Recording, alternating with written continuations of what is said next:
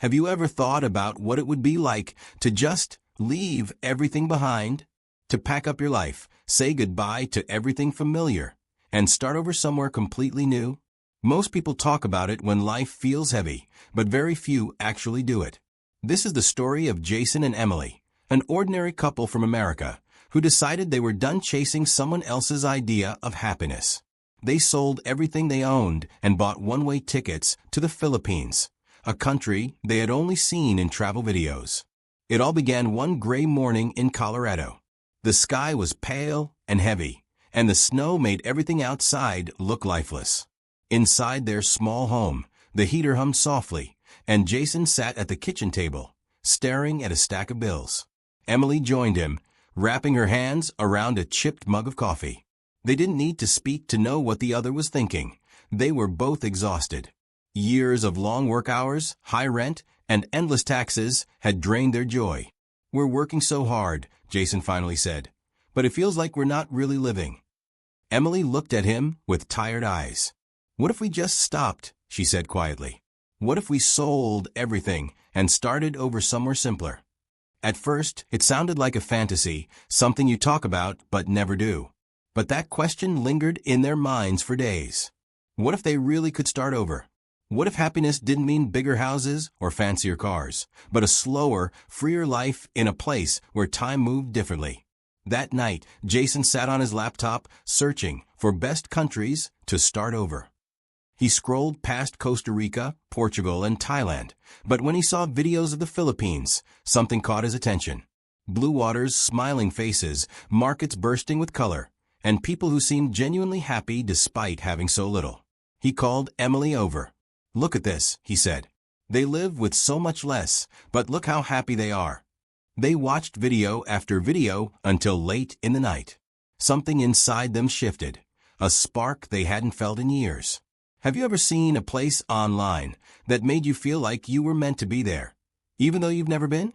If you could move anywhere in the world right now, where would it be? Drop your answer in the comments.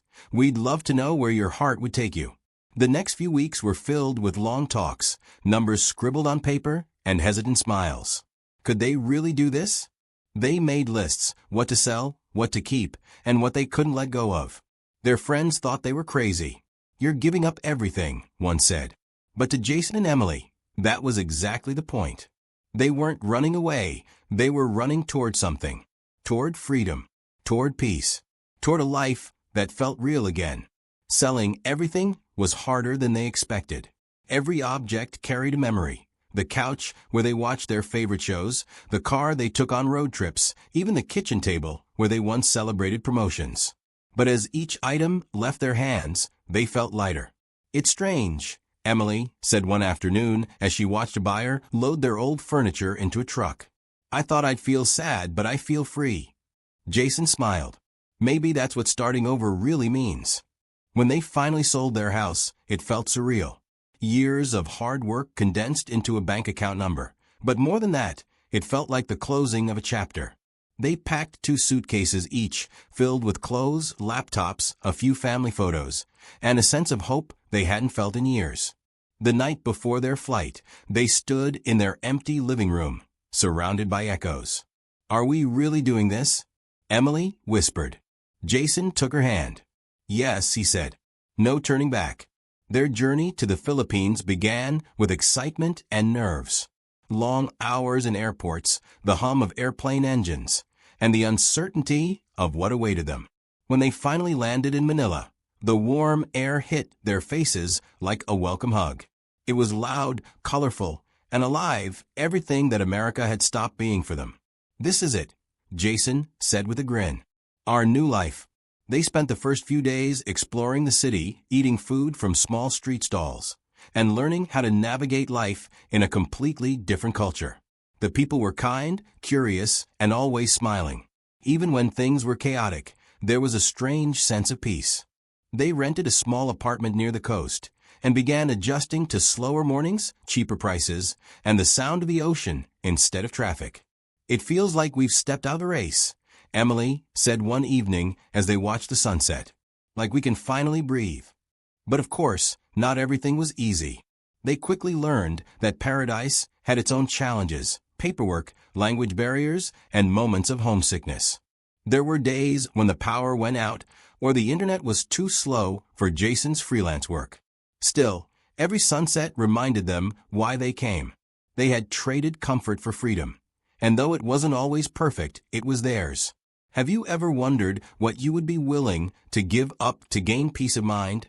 Would you leave your home country behind if it meant finding happiness somewhere else? Let us know in the comments. Your story might inspire someone else who's watching this right now. After a few weeks, they decided to travel outside the city and see more of the country. They took a bus to a small coastal town where life moved even slower. The streets were lined with palm trees, kids played barefoot on the sand, and fishermen hauled in their catch with laughter instead of stress. They found a small bungalow by the beach for a fraction of what they paid for rent back in America. This, Jason said, standing barefoot in the sand, is what we were looking for. They spent their mornings walking along the shore, their afternoons exploring markets, and their evenings talking with locals who welcomed them like family. Emily started a small blog sharing their journey, and soon people from all over the world began following their story. "You're living my dream," one comment said. "I wish I had your courage." But courage, Emily wrote back, wasn't about being fearless. It was about being scared and doing it anyway. If you've ever thought about starting over somewhere new, what's holding you back? Fear? Money? The unknown? Sometimes the hardest part is just taking that first step. If you're enjoying this story, don't forget to like, subscribe, and share it with someone who might need a little push to chase their dream too. You never know who might be inspired by your comment. As the months passed, Jason and Emily began to feel more at home. They learned bits of the local language, made friends, and even helped a neighbor repair his fishing boat. Life was simpler, no traffic jams, no endless bills, no pressure to keep up. But simplicity came with its own lessons. They had to adapt, learn patience, and let go of the constant need for control. And just when they thought they had finally found their rhythm, something unexpected happened. One evening, as a storm rolled in over the ocean, Jason received an email that would change everything. He stared at the screen in silence, the sound of thunder echoing in the distance. "Emily," he said slowly, "you need to see this." She walked over, her heart racing as she looked at his face. "What is it?" she asked. Jason hesitated, his eyes flicking between her and the laptop. "It's something from home," he said quietly. Jason hesitated, staring at the glowing screen. Rain tapped gently against the window as the storm outside grew stronger. Emily leaned closer, her voice barely a whisper. "What is it, Jason?" He finally turned the laptop toward her. It was an email from his old company back in Colorado. They were offering him his job back, a position he once fought to keep, now dangled before him with a salary double what he'd earned before. For a long moment, neither of them spoke. The sound of thunder filled the silence between them. Emily's heart sank as she read the message. They had worked so hard to leave that life behind, to trade stress for peace. But now, temptation sat right in front of them, neatly typed in black and white. Jason rubbed his forehead. "This could solve everything," he muttered. "We could save more, travel more, maybe even buy land here." Emily looked at him, unsure.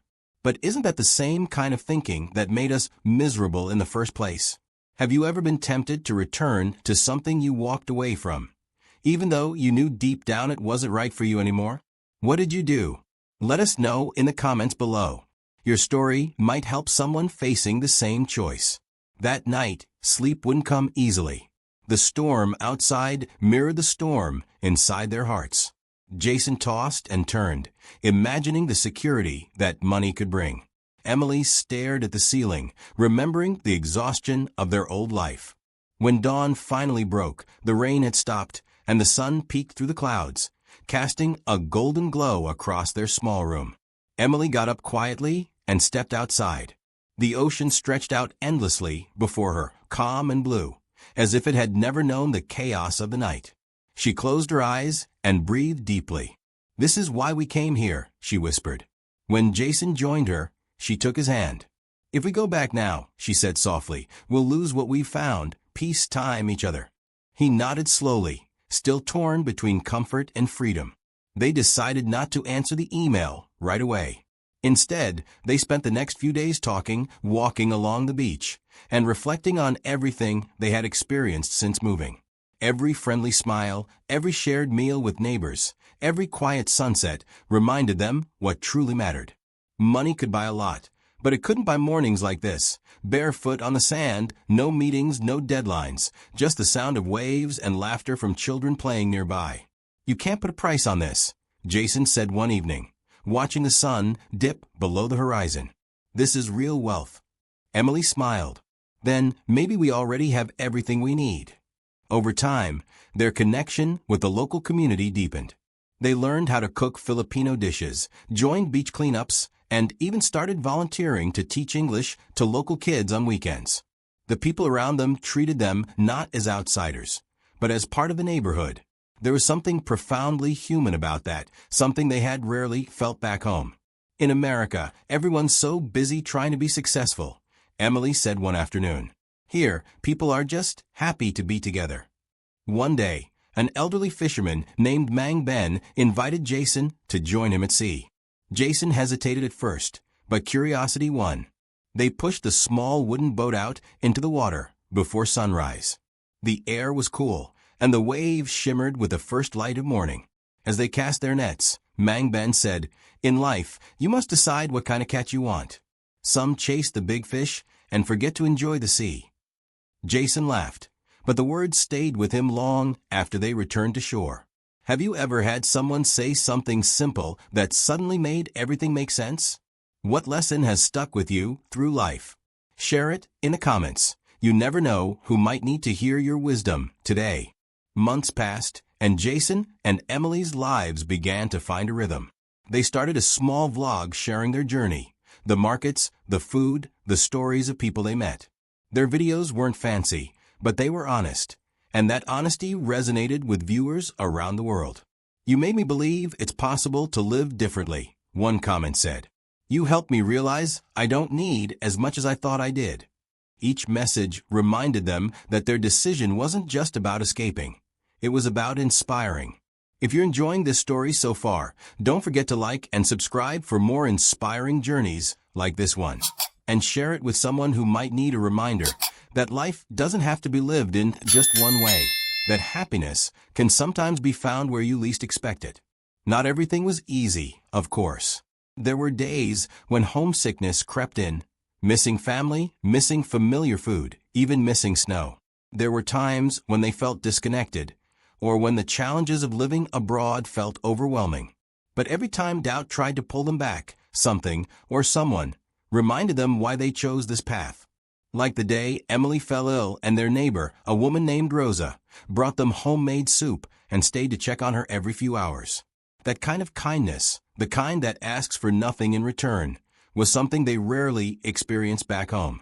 Over dinner one evening, Emily said, "You know what's crazy? We came here thinking we were giving up so much, but I think we gained more than we ever lost." Jason nodded. "We used to think freedom meant owning more things, but now I think freedom means needing less."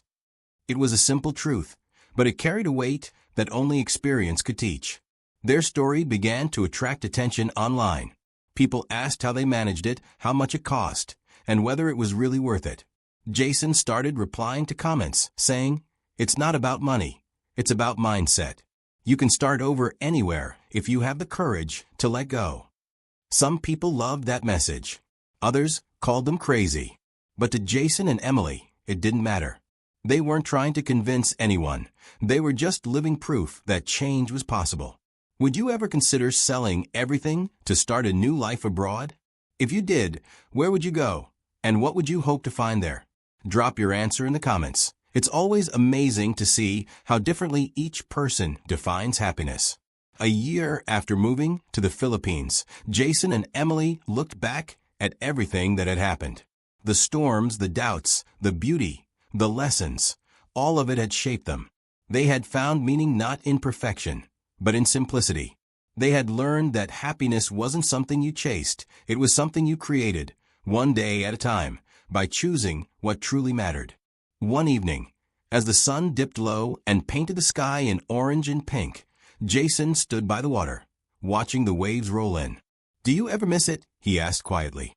Emily smiled, brushing her hair back as the breeze played with it.